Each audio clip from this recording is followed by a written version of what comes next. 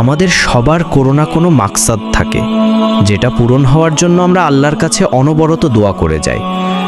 রাসূলুল্লাহ সাল্লাল্লাহু আলাইহি ওয়াসাল্লামের সামনে যখন কোনো প্রয়োজন বা হাজত আসতো, তিনি নামাজে দাঁড়িয়ে যেতেন।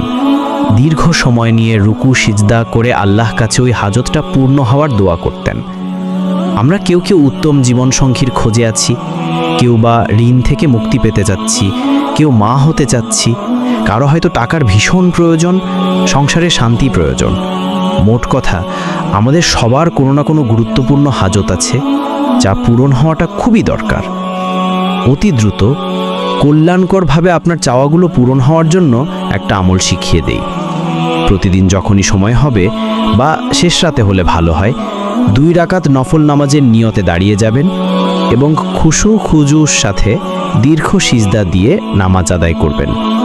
নামাজ শেষে আল্লাহর কাছে তওবা করে নিজের হাজত পেশ করবেন। এভাবে যতদিন না হাজতটা পূরণ হচ্ছে, এ আমল চালিয়ে যাবেন।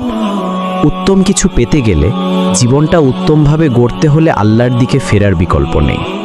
নফল নামাজে দাঁড়িয়ে সিজদাতে আল্লাহর কাছে দোয়া করার বিকল্প নেই।